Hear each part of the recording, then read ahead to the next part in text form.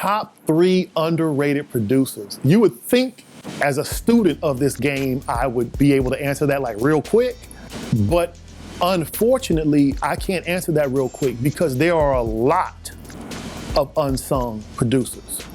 And I was building with someone recently and telling them how, and not to be long-winded or to dodge your question, but I was building with someone recently telling them how hip hop is the only genre that doesn't respect that which preceded it. I'm a firm believer in how are you going to be the best photographer if you can't rattle off classic photographers that preceded you. You have to know your history. Mark the Spark.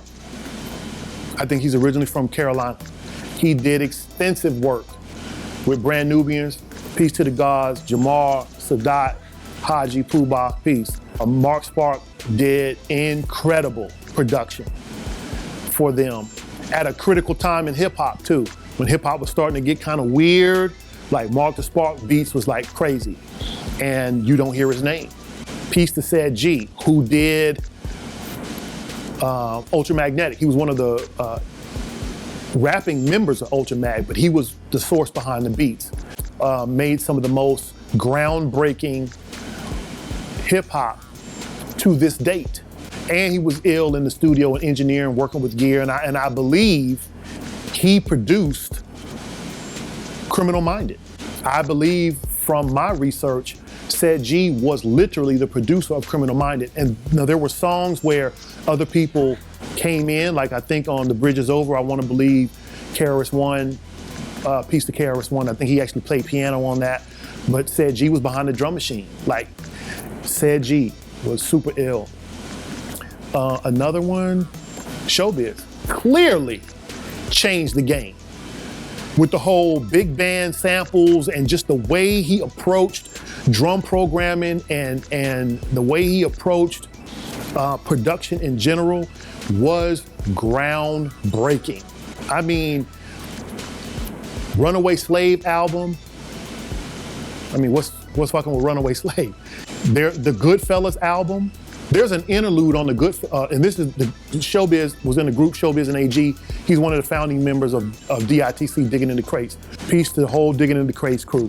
AG, OC, my man OC, Diamond, my man Diamond, Peace, the whole crew, Lord Finesse, they're all super, super, super ill. And half of us wouldn't be here without them and what they did musically. But Showbiz was incredible. And one thing on Showbiz, OC's album, Jewels. I want y'all to do the analysis of this. OC's album, Jewels. Go listen to the song, The Crow, and look at the drum programming. And even the sample choice. Like, Showbiz is nuts, man. Peace to the God, Showbiz.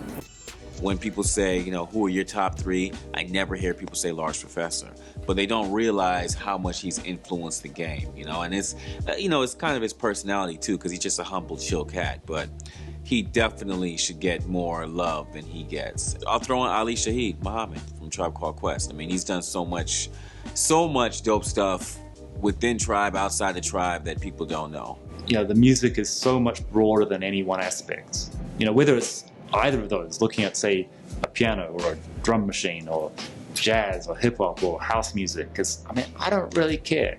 Like, some people have an issue when it's like, yeah, man, you're not house enough. You're not jazz enough. You're not this enough. It's like, come on. It's just music. When we first came in the game, it was that era and time when DJs actually spent the music that they like. Now, they're spinning music for whatever reason. I really don't know firsthand because I'm not involved with that. But you know, I mean, it's gotta be some reason why there's not a lot of good music on the radio. What I want UBB to be remembered as is that we were most definitely instrumental for keeping hip hop. Because I think that the backbone that hip hop was losing in the drum machine era of hip hop, we were able to facilitate when the sampling craze came in.